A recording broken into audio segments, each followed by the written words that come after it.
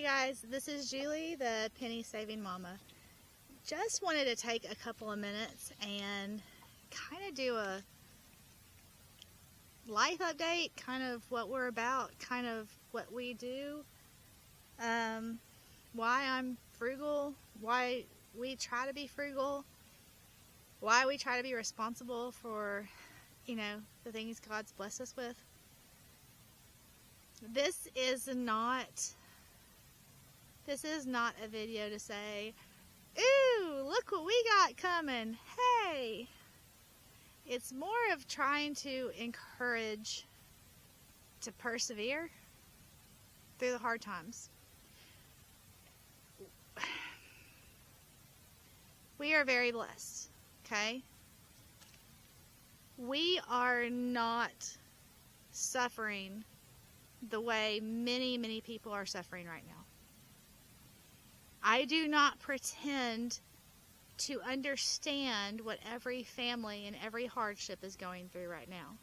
With inflation, with increased prices in food, increased prices in rent and insurance and taxes and normal bills, electricity.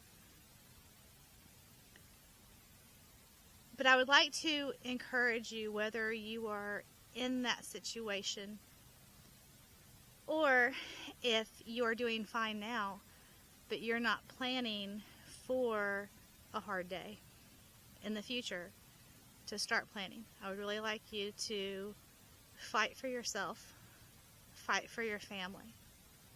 Do I have all the answers? No. I can tell you that, and my kids will tell you, that we're not the normal Americans. We try to live debt-free. We try to save for a rainy day. We try to really balance wants versus needs. You notice I don't wear makeup a lot. I value sleep more than I value 10 minutes of putting on makeup. I don't get my hair done fancy. I get it cut every 8 weeks, and that's it. I don't get my nails done. We don't go buy new clothes every few weeks, every month, every 2 months. We buy them as we need them. I am not saying anything bad about anybody who does any of that stuff. I'm not saying anything bad about people who buy name brand. I'm not saying anything bad about people who go out to eat every night.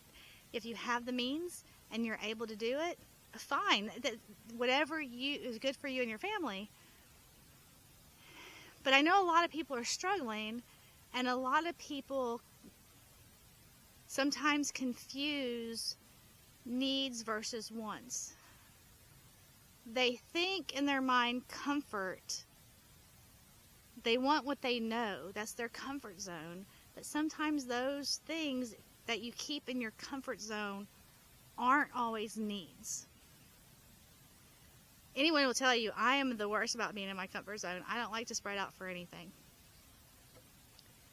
So, I get that. One of the things that we've tried to do, we try to plan for a rainy day. Dave Ramsey says it, live like no one else, so one day you can live like no one else. We try to live debt-free. We try to save every penny that we can. My husband will tell you, I have a harder time letting loose and enjoying things because I am scared to need it one day and not have enough. But we both save. We try to enjoy things. We really try to focus on God, our family, work, and then, everything else. So, faith, family, friends, basically. Faith, family, friends, which is actually one of the sayings at our church. God first, family, then everything else. Okay, so what's the whole point of this thing? Just a little story. About 13 years ago, 14 years ago, we bought this property. We lived in a almost 3,000 square foot historical home We had spent our entire courtship and the first part of our marriage rebuilding this home. I was really hoping the relationship would work out because most of our time together had been spent on this home, and if it didn't work out between us, I didn't have anything. I just helped him with his house. Anyway, so for 10 years, we rebuilt this home. We gutted it down to the studs and rebuilt it.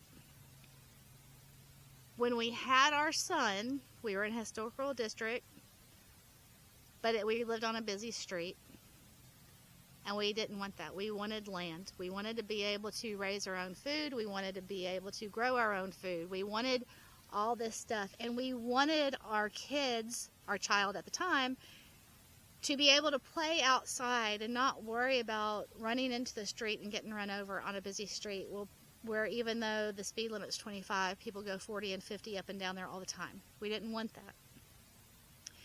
We had been saving prior to having our son. We had been saving for land, something we always had in the back of our mind. Our goal was to pay cash. When we found our property, we did not have enough cash saved. We had a very, very good down payment. So we purchased the property. We got a loan. And when we finally sold our house, everybody kept asking us, well, how did you celebrate? I said, we didn't celebrate. Well, what did you do with all the money? I said, we put it down on the land. Yeah, but what else did you do? Nothing. You didn't take a trip? No, we didn't take a trip. Did you at least go out to eat? No, we didn't. We did get coffee, but that didn't come out of the check. We grabbed coffee and we went over to the closing, and we did the closing, and then we took our check and took it over to what was it called? First Farm South. I don't remember. Whatever the financial institution where our loan was. I think it's First South Farm Credit, I think. I don't know. We signed the check over, and that amount came off our loan. It did not pay off our loan. For the next 3 years, every bit of extra money we had went to pay off the loan. We lived in a 2,800 square foot house in a historical district. When we moved out here, there was an existing house that's 900 square feet that was not livable. There was also a hunting cabin that was 400 square feet. It was a hunting cabin. My husband said, well, why don't we get an apartment, and then I'll just work on the house at night until we can make it livable instead of paying someone else to do it. I said no, because you've already been gone before we sold the house. Trying to make the house livable, and you're gone every night, and we're not seeing you, and your son's not seeing you, and you need to be with your family. I need a break. We all need to be together. And I said, we can live in the hunting cabin. So then he took a couple of months, and he made the hunting cabin, the 400 square foot hunting cabin, as homey as possible. So instead of spending money on an apartment, we decided to live humbly in 400 square feet with a toddler and us. There wasn't even a bed for us both to fit in. So we were supposed to be there a couple months. It ended up being about a year. We did not have a bathtub. We did not have a washer and dryer. We had to go every week. It was a shower, and my son was deathly scared of showers because if you think of a toddler, very short, the further you are from the faucet, the more it feels like you're being pelted with the water, right? So a couple times a week, we would go to someone's house to do laundry and to get him a bath. We did this for about a year. Was it easy? No, but we saved a lot of money on rent and other things. Okay. Then we went from 2,800 square feet to 400 square feet. That is a big adjustment. Then our house got done. So then we felt like we were moving into a mansion from 400 square feet to 900 square feet. And we had been in that house for over 10 years. The goal the entire time when we bought this property was to build a house. We were hoping to have the house built, completely built, 6 or 7 years ago. We were trying to do the right thing. We got the property paid off within a couple of years, and we immediately started saving for the house. There was property next to ours that went for sale, and we really wanted to buy that property as well. But we didn't think it was physically responsible to buy more property when we haven't saved for our house yet. Then we had our daughter. So 900 square feet house, 2 bedrooms, 1 bath, which is bigger than a lot of people's houses and apartments. I'm not saying we were struggling by any means. It's just a learning curve. It takes some getting used to have 4 people in 900 square feet when you are used to having 2,800 square feet. So our kids share a room. We were hoping to have our new house built, golly, 7 years ago? 7 years. Our house is not built. We spent a few years going through different architects and trying to find the right plans. We can't get a regular home. We are in a flood zone, and there are things that we need custom done out where we are. So it's not just a prefab home we can just put up. We are trying to do the right thing and save money to build this house. And we were doing pretty good. And then 2019 happened and inflation went through the roof. Building prices went skyrocketed. And we're like, okay, we'll just keep doing what we're doing, and eventually the prices will come down. Guys, it's 2025. The prices have not come down. So basically, the money that we have saved, we could probably build 2 of the houses, 1.5 of the houses that we wanted to have had built 7 years ago. We don't have enough cash to build our house. We are still going to have to get a mortgage, but we finally have a start. We are not getting the dream house we wanted. Remember, want versus need, right? And I've struggled with this over the last year. Want versus need. I really thought I needed another room downstairs in the house. I really needed an extra room to have as a study, to work at home when I could, to have a library, to actually be able to look at the books I have that are stored in boxes in our barn right now.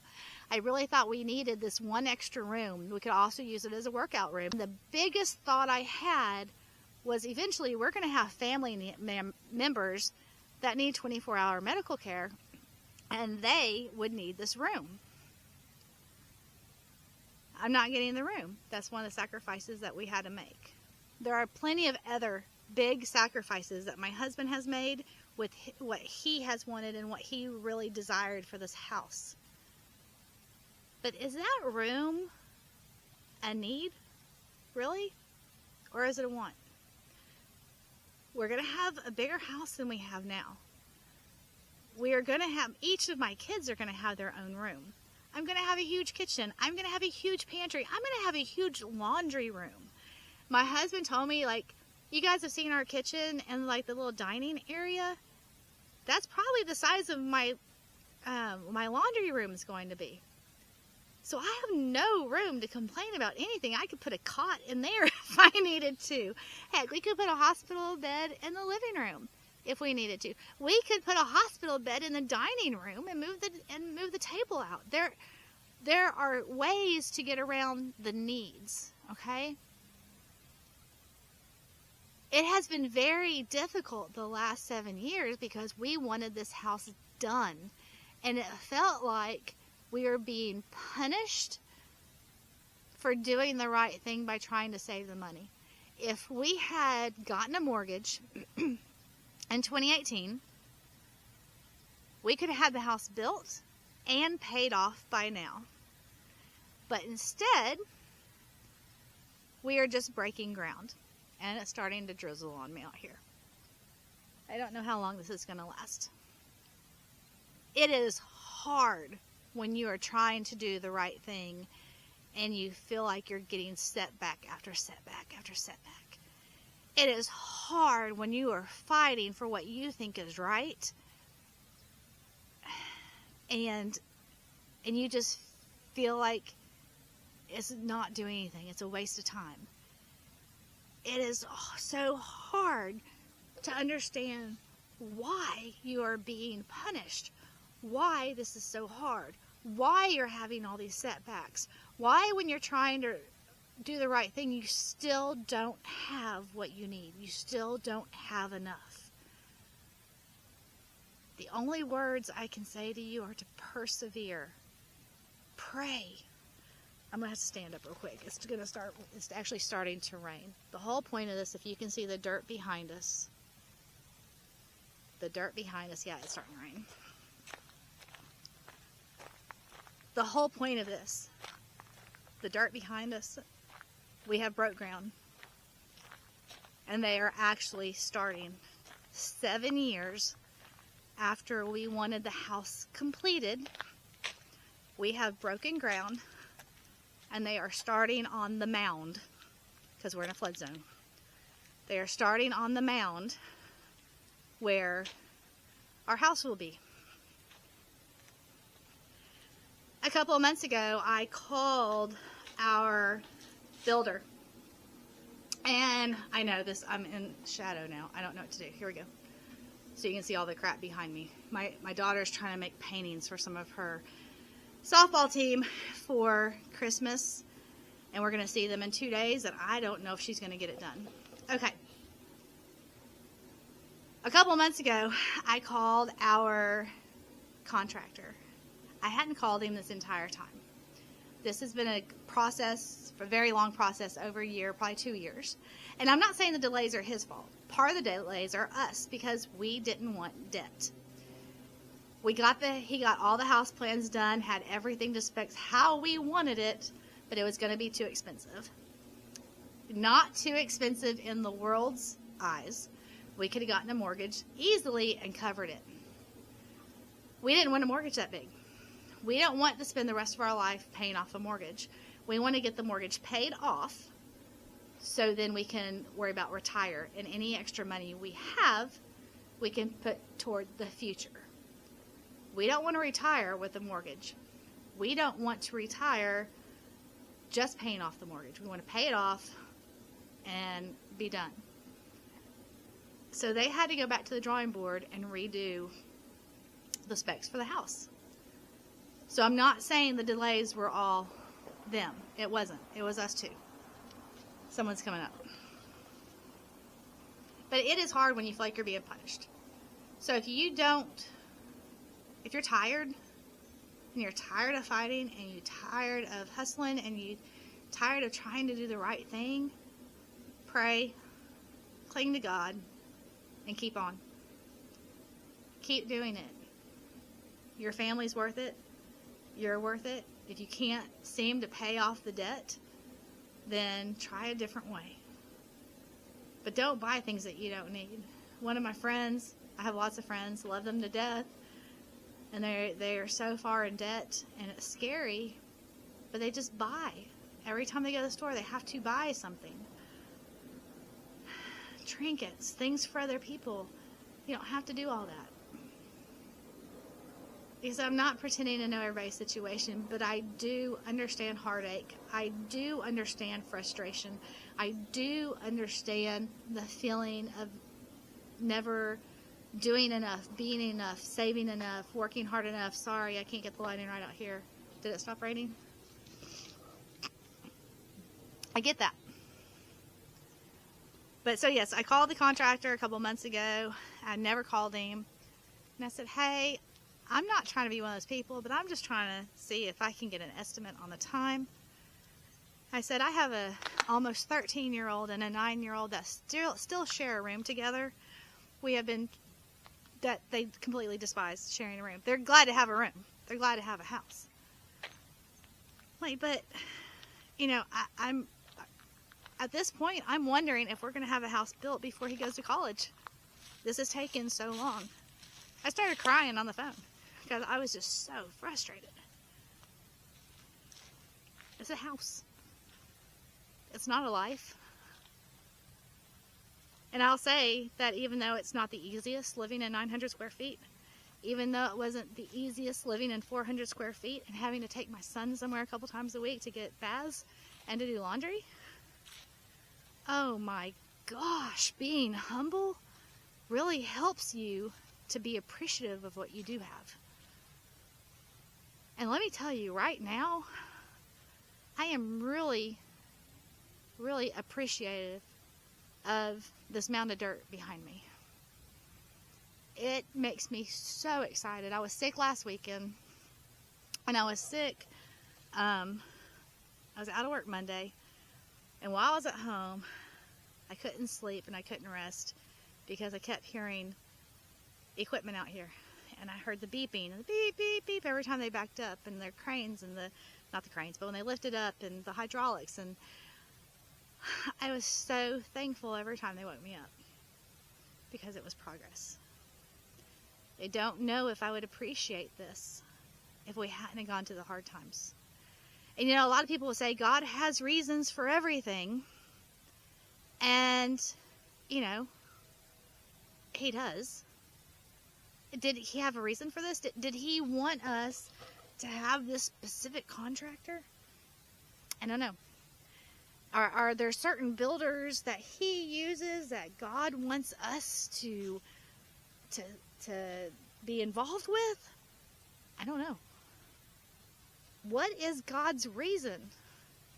Guys, it's God. He doesn't have to explain himself to me. I just have to trust him. I have to trust him. Heck, he may not have a reason. He may have just allowed this to take so dadgum long because Julie needs a lesson in patience. Because as many people will tell you, I struggle with patience. My kids will tell you, my husband will tell you, I struggle with patience. So maybe he just allowed it to take this long for us to spend way more money than we could have spent by doing it the right way and still having to get a mortgage. I don't know. But I'm thankful. I'm not going to dwell on what could have been. I'm going to be thankful for what we have and what we are gaining. So, I'm going to leave it at that. I hope you guys have a wonderful day. I hope you guys have a wonderful weekend. Now I get to go back and finish laundry and make more banana bread and start wrapping Christmas presents and go run errands and all the other fun stuff that I am so thankful I am able to do. You guys have a wonderful day and God bless. Talk to you later.